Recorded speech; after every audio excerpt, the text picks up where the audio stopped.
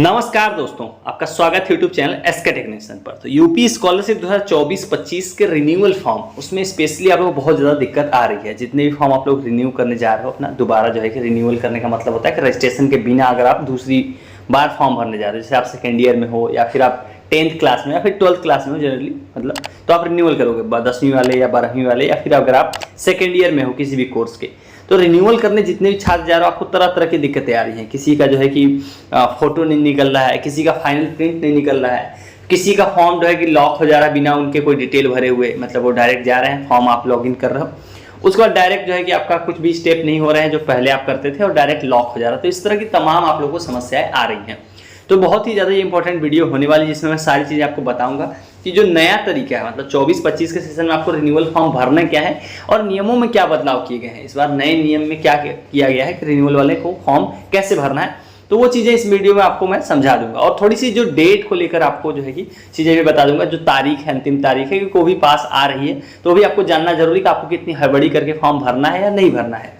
तो चलिए वीडियो को शुरू करते हैं। उससे पहले वीडियो को सब लोग लाइक कर दीजिएगा। चैनल पे पहली बार वीडियो देख रहे हो, पहले आपने वीडियोस नहीं देखी हैं तो सब्सक्राइब कर लेना, क्योंकि यहाँ पर आपको मिलेंगी सबसे ऑथेंटिक और जेन्युइन अपडेट्स। तो चलिए लाइन से बात करते हैं कि रिन्यूअल वाले फॉर्म को आपको भरना कैसे और कहाँ दिक्कतें आ रही हैं। देखो, तमाम तरह की दिक्कतें आ रही हैं। कुछ लोगों का देखो इस तरह का, अगर आप प्रिंट निकल भी जा रहा है तो यहाँ पर कुछ दिक्कत आ रही है, कोई डिटेल मिसिंग है, फोटो नहीं आ रही, बहुत लोगों की यहाँ पर फोटो मिसिंग है, तो काफ़ी तरह की समस्याएं आ रही हैं। तो देखो, सबसे पहले तो आपको मतलब कुछ चीज़ें यहाँ पर समझनी है कि जो इस साल का रिन्यूअल फॉर्म भरना है उसमें कुछ ना कुछ बदलाव कर दिए गए हैं। बदलाव का क्या किया गया है, देखो रिन्यूअल फॉर्म भरने के लिए सबसे पहले आपको भरना कैसे, मैं आपको वो बता देता हूँ। देखो, URL के बारे में मैं नहीं बताऊंगा, आप जानते हो कहाँ से जाना है। देखो, यूपी स्कॉलरशिप वेबसाइट आप लोग को ओपन कर लेनी है। यहाँ पर देखो ये स्टूडेंट वाला सेक्शन होता है, इस पर आपको चले जाना है। जब इस पर चले जाओगे देखो registration, fresh login, renewal login आता है। तो देखो, अगर आप रिन्यू करना चाह रहे हो, मतलब अपने अगर रिन्यू करना चाह रहे हो आपका फॉर्म, मतलब आपका रजिस्ट्रेशन नंबर, पासवर्ड है पिछले साल का, आप सेकेंड ईयर में हो या फिर आप 10th क्लास में या 12वीं में, तो आप क्या करोगे, रिन्यूअल करोगे। रिन्यूअल मतलब होता है कि फॉर्म आपको दोबारा नहीं रजिस्ट्रेशन करना, आप डायरेक्ट फॉर्म भर सकते हो आपके पिछले साल की डिटेल के आधार पर। बस आपको कुछ डिटेल्स जो है कि रिजल्ट हो गया, ये सब चीज़ें बस अपडेट करनी पड़ेगी पिछले साल की। तो यहाँ पर देखो रिन्यूअल लॉगिन का ऑप्शन आता है, उसमें देखो जब आप सिलेक्ट करोगे तो यहाँ तीनों आ जाएगा। प्री मेट्रिक स्टूडेंट लॉगिन, मतलब जो अगर आप 9th-10th में पढ़ते हो तो उसके लिए आपको प्री मेट्रिक स्टूडेंट लॉगिन पे जाना है। 11th-12th वाले सेकेंड नंबर का ऑप्शन है जो इंटरमीडिएट स्टूडेंट लॉगिन में जाना। थर्ड वाला जो है post matric other than intermediate, मतलब कि अगर आप 11th-12th के ऊपर वाली क्लास में पढ़ते हो, थर्ड वाला। अदर स्टेट में है वो, आप यूपी के हो तो आपको चौथा वाला ऑप्शन जो है कि लेना है।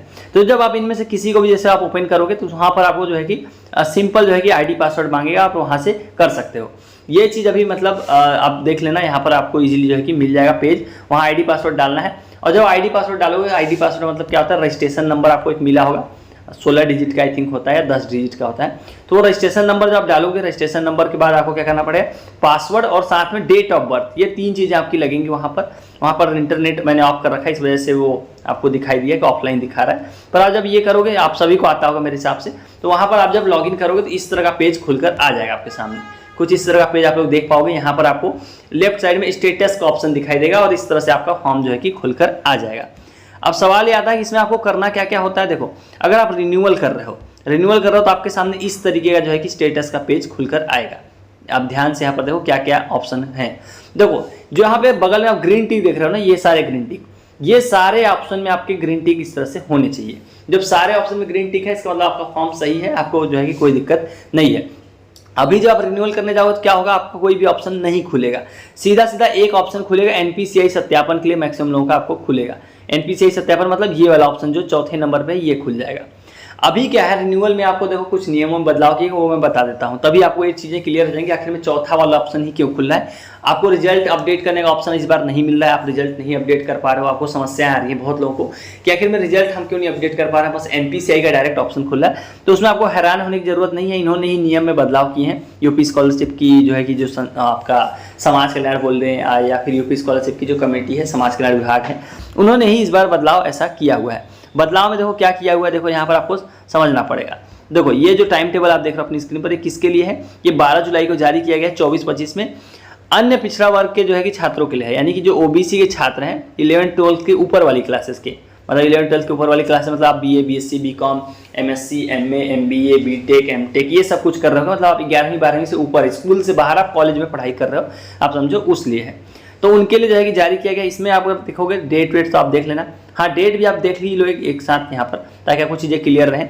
तो जो है कि जो भी ओबीसी के छात्र हैं, अगर आप 11-12 के ऊपर वाली क्लास में पढ़ते हो, आपके पास बहुत समय है, आप फॉर्म आवेदन मतलब आराम से कीजिएगा। अभी आपको एक नोटिस भी दिखाऊंगा जिसमें एक इंपॉर्टेंट अपडेट भी आप लोगों के लिए, तो उसमें यही चीज़ लिखी गई है। तो फॉर्म आपको हड़बड़ करके नहीं भरना है। 20 नवंबर तक का समय है, मतलब ये वाला महीना अक्टूबर चल रहा है और नवंबर भी पूरा जो है कि आप कह सकते हो 20 तक समय है। तो जल्दीबाजी में करके फॉर्म आपको नहीं भरने हैं, इंतजार करके फॉर्म भरना होगा। हाँ, जिस नियम की मैं बात करता रिन्यूअल के लिए, यहाँ पर देखिए लास्ट में अगर आप चले जाओगे आपको पढ़ने को मिल जाएगा। देखिए क्या लिखा है, नियमावली में समस्त हितधारकों द्वारा उपयुक्त समय सारणी में उल्लिखित व्यवस्थाओं के साथ साथ निर्धारित समाधि निम्नानुसार कार्रवाई की जाएगी। क्या है, पहला पॉइंट देखिए, शिक्षण संस्था में अध्ययनरत छात्र अपने छात्रवृत्ति आवेदन का नवीनीकरण मतलब होता है रिन्यूअल, जिसकी हम लोग बात कर रहे हैं।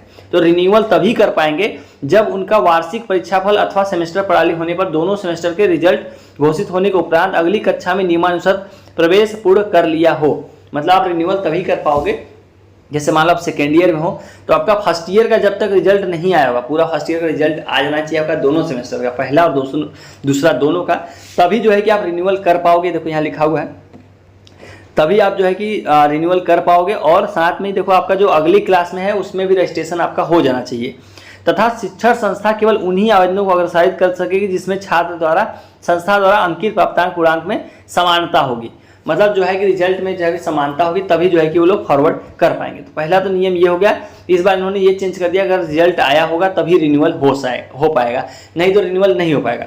सेकेंड पॉइंट, यदि निर्धारित समयांतर्गत परीक्षा फल घोषित नहीं हुआ है, मतलब आपका रिजल्ट नहीं आया है, तो छात्र रिजल्ट नॉट एट डिक्लेयर, मतलब एक ऑप्शन होता है रिजल्ट नॉट एट डिक्लेयर, उस वाले ऑप्शन को जो है कि आप सेलेक्ट करके फॉर्म भर सकते हो, जो पिछले साल भी था। लेकिन एक चीज़ यहाँ पर और इन्होंने चेंज कर दिया है। देखो ऐसे जो है कि छात्र ऐसे फॉर्म, मतलब अगर आप रिजल्ट नॉट डिक्लेयर करके फॉर्म भर लेते हो, सपोज करते हैं जैसे आप पिछली बार भर रहे होगे कि आपका रिजल्ट नहीं है तो एक ऑप्शन होता था रिजल्ट नॉट डिक्लेयर्ड, उसको भर के आप क्या करते थे, फॉर्म भर लेते थे, बाद में करेक्शन के टाइम पे आप लोग रिजल्ट अपडेट कर देते थे।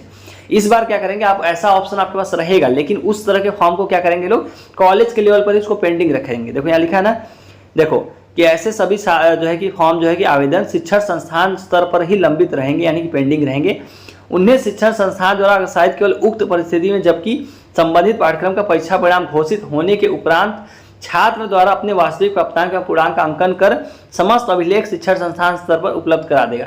मतलब कॉलेज लेवल पर पेंडिंग रहेगा, उसके बाद आपका रिजल्ट आ जाएगा, आप करेक्शन करोगे, आप रिजल्ट अपडेट करोगे, उसके बाद जाके आप उससे रिजल्ट की फोटोकॉपी कॉलेज में जमा करोगे, तब वो लोग फॉरवर्ड कर पाएंगे। ये नया एक बदलाव किया गया है। तीसरा क्या है, शिक्षण संस्थान का मास्टर डेटा समस्त स्तर से सत्यापित एवं लॉक होने के उपरांत ही शिक्षण संस्थाएं अपने यहाँ के छात्र, मतलब अध्ययनरत आवेदन करने वाले छात्रों का आवेदन अग्रसारित कर सकेंगे। देखो मास्टर डेटा क्या होती है, अपने कॉलेज में जितने छात्र पढ़ते हैं उनकी पूरी डिटेल को सत्यापित कराना, इसके लिए अधिकारी होते हैं। तो ये लोग पहले क्या करते थे, बाद में होता था, फॉरवर्ड हो जाता था, लेकिन इस बार इन्होंने चेंज कर दिया। जिस भी आप कॉलेज पढ़ते हो उसको उसका मास्टर डेटा उनको पहले ही सत्यापित करा लेना है, तभी वो लोग आप लोग का फॉर्म फॉरवर्ड कर पाएंगे। इन्होंने ये नियम में भी एक और चेंज ले आए हैं। देखो और एक चीज देखिए, चौथे नंबर पर क्या है, ऐसे छात्रवृत्ति आवेदन जो किसी भी त्रुटि के कारण, मतलब आपका कोई फॉर्म में गलती है, पूर्णांक प्राप्तांक या और भी कोई चीज से शिक्षण संस्थान से लंबित है, उन्हें छात्र द्वारा अपनी शिक्षण संस्था से रीसेट कराते हुए निर्धारित समयावधि के अंतर्गत ऑनलाइन आवेदन की त्रुटियों का निराकरण किया जा सकेगा। मतलब आपके फॉर्म में मान लो कुछ गलत है, प्राप्तांक पूर्णांक इन चीज़ों को, तो ये आपका कॉलेज ही इसको रीसेट करके जो है कि दोबारा फॉरवर्ड कर सकता है। ये इन्होंने सुविधा इस बार दे दी है। तो ये कुछ नए नियमों जो है कि नए बदलाव जो है कि आपको देखने को मिले हैं। अब यहाँ पर डेट आपने देख ली, तो ओबीसी वाले जितने भी छात्र हैं उनके लिए जो है कि यहाँ पर आपको आसान हो गई चीज़ें। अब रिन्यूअल का बात कर लेते हैं, जो आपका चौथा वाला पॉइंट है, उसको लेकर जो है कि जो दिक्कत आ रहा है डायरेक्ट वही खुल रहा है, तो उसमें परेशान नहीं होना है। क्योंकि देखो अभी आपने देखा कि रिजल्ट जो भी है, देखो रिन्यूअल में आपको ज़्यादातर कुछ अपडेट करना नहीं होता, सिर्फ और सिर्फ रिजल्ट ही अपडेट करना होता है, क्योंकि बाकी चीज़ें अपडेट नहीं होती, आय प्रमाण पत्र, जाति प्रमाण पत्र, ये सब अपडेट नहीं होता है, सिर्फ और सिर्फ रिजल्ट जो है कि अपडेट होता है। रिजल्ट आपका कौन करेगा इस बार, कॉलेज ही आपका जो है कि अपडेट करेगा, उनको ही जो है कि ये वाला ऑप्शन दिया गया है। मास्टर डेटा जब लोग कर लेंगे सत्यापित, तो उनके पास ऑप्शन होगा आप लोग का जो है कि रिजल्ट जो है कि अपडेट करने का। और एक चीज़ और आपको ध्यान रखने का, अभी देखो जितने भी 11-12 के ऊपर वाले क्लासेस के छात्र हैं, जो 10 के हैं, उनको अभी फॉर्म हड़बड़ी में नहीं भरना। अभी तो पोर्टल में भी दिक्कत चल रही है, क्योंकि किसी का प्रिंट निकल रहा है, किसी का प्रिंट नहीं निकल रहा है, किसी की फोटो निकल रही है, किसी की नहीं निकल रही है। तो इन समस्याओं के कारण मैं बोल रहा हूँ। आपने देखा डेट देखी, और डेट बहुत अभी है, नवंबर 20 तक है ओबीसी वाले छात्रों के लिए। उसी तरह से और लोगों के लिए भी डेट है अभी, आपको और मैं दिखाता हूँ। एक दो टाइम टेबल यहाँ पर मेरे सामने खुले हुए हैं। तो ये किसके लिए टाइम टेबल है, ये 28 जून को आया हुआ, जो है 9-10 वाले छात्रों के लिए, 9-10 के जितने भी छात्र हैं उनके लिए है, जनरल ओबीसी SC ST। तो उनके लिए देखो दो थोड़ा सा टाइम आपके लिए कम बचा है। अगर आप 9-10 आपके भाई बहन आप पढ़ते हो तो आपको जो है कि थोड़ी जल्दबाजी करके अपना फॉर्म पूरा कर लेना है, क्योंकि आपके लिए उतना समय नहीं बचा हुआ है, अक्टूबर तक का ही समय दिया गया है। देखिए यहाँ पर ऑनलाइन आवेदन कब तक कर सकते हैं, 31 अक्टूबर तक कर सकते हैं, और आज ऑलरेडी 8 अक्टूबर हो गया था, मतलब 15-20 दिन और बचा हुआ। तो आप लोग अब थोड़ा 9-10 वाले अपना जो है कि इसी महीने में आपको फॉर्म पूरा करना है। 20 अक्टूबर तक टाइम है ओबीसी के 9-10 के छात्रों के लिए, तो आप लोगों को थोड़ा जल्दबाजी करके अपना जो है कि फॉर्म पूरा कर लेना है।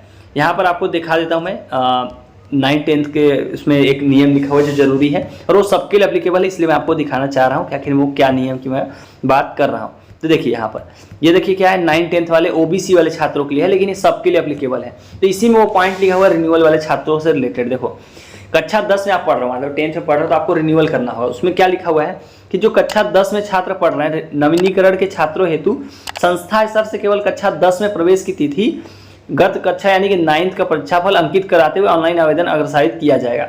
मतलब आपको अगर 10th में पढ़ रहे हो तो रिन्यूअल करो तो आपको कुछ भी ऑप्शन नहीं मिलेगा, जो आपका स्कूल है उनको ही जो है कि आपके 9th का जो है कि जो रिजल्ट आया है उसको अपना फिल कर दे, वो लोग को फॉरवर्ड करना है। यहाँ लिखा हुआ पहले पॉइंट पे। सेम हो रहा है दसमोत्तर के लिए भी।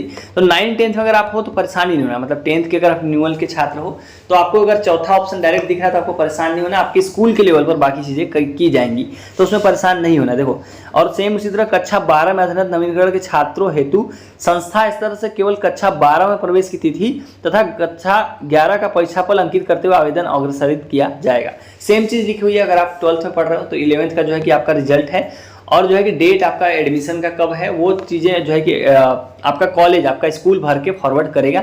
आपको कुछ भी नहीं करना, बस आपको लॉगिन कर लेना है। आप देखो कि NPCI वाला विकल्प खुल रहा होगा, बस वो आपको करना है। ज़्यादातर आप लोगों को जो रिन्यूअल के छात्र हैं इस बार जो है कि लोग चेंज कर रहे हैं, तो आपको डेमोग्राफिक ऑथेंटिकेशन और जो है कि वो वाला ऑथेंटिकेशन करना पड़ेगा। उसमें क्या करना पड़ता है, OTP बस आपको एंटर करना पड़ेगा। मोबाइल में एक OTP दोनों आएगा, आपका आधार वाला OTP और एक मोबाइल नंबर OTP, बस आपको वो डाल के जो है कि ऑथेंटिकेट कर लेना, और आपका फॉर्म जो है कि ये लोग फेच कर लेंगे सारी डिटेल जो है कि आधार के बेसिस पे। तो इसी वजह से आपको ऑप्शन नहीं दिखाई दे रहे हैं। और रही बात फोटो वोटो की, तो उसमें भी आपको परेशान नहीं होना है। ये नियम आपको जरूर एक बार पढ़ लेने हैं, हालांकि मैंने आपको समझा दिया पूरे के पूरे, पर ये टेलीग्राम चैनल पर मैंने ऑलरेडी डाल रखे हैं। नहीं अगर आपको चाहिए होगा दोबारा, मतलब चाहिए होगा तो आप कमेंट कर लेना, मैं दोबारा अपलोड कर दूंगा। पुराने मतलब बहुत पहले डाला होगा, इसलिए आपको ऊपर जाना पड़ेगा बहुत ज़्यादा, इसलिए मैं दोबारा भी डाल दूंगा। टेलीग्राम चैनल पर नहीं जुड़े तो उसकी लिंक आपको कहाँ मिल जाएगी, डिस्क्रिप्शन मिल जाएगी।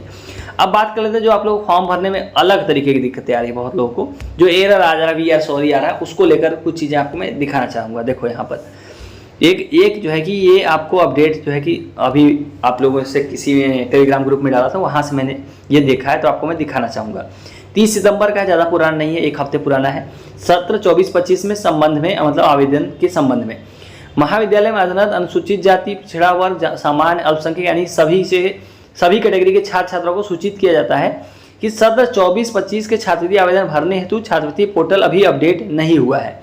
ये देखो ये इन्फॉर्मेशन जो इनको आई होगी, ये आई होगी समाज कल्याण से या फिर ऊपर से, मतलब समाज कल्याण डिपार्टमेंट से इनकी बात हुई होगी, तभी इन्होंने ये नोटिस निकाला होगा अपने जो है कि बच्चों के लिए। तो ये सबके लिए एप्लीकेबल है। इन्होंने क्या लिखा है, जो छात्रवृत्ति पोर्टल है वो अभी अपडेट नहीं हुआ है, अतः छात्र छात्रा अपना छात्रवृत्ति आवेदन अभी पोर्टल पर सबमिट ना करें। यही चीज़ मैं आपको बता रहा था कि देखो 11th-12th के ऊपर वाले क्लासेस के मैक्सिमम जो भी छात्र हैं, मतलब 10th के ऊपर आप कह सकते हो, दसमोत्तर के जो छात्र हैं, आप लोग पास पूरा समय है, अभी नवंबर तक है, तो फॉर्म भरने में जल्दबाजी मत दिखाओ, अभी थोड़ा सा वेट करके ही फॉर्म भरो, क्योंकि बहुत तरीके की दिक्कतें आ रही हैं। तो इससे पहले कि आप फॉर्म भर के गलत कर लो या कुछ आपका लॉक हो जाए, या अलग अलग जो दिक्कतें आ रही हैं वो हों, उससे अच्छा आप थोड़ा और वेट करके फॉर्म भरो, अक्टूबर लास्ट तक वेट कर लो, पोर्टल ले लो, पूरा सही कर लें, तब फॉर्म भरो। तो इसी वजह से ये नोटिस भी आप लोग देख रहे हो कि अभी देखो बोल रहे हैं ना कि पोर्टल अपडेट नहीं हुआ है, तो अभी सबमिट ना करें। पोर्टल अपडेट होने पर विद्यार्थी की सभी प्रविष्टियां उसके छात्रवृत्ति फॉर्म में अंकित होकर आएंगी, तो अभी अंकित नहीं हो रही हैं।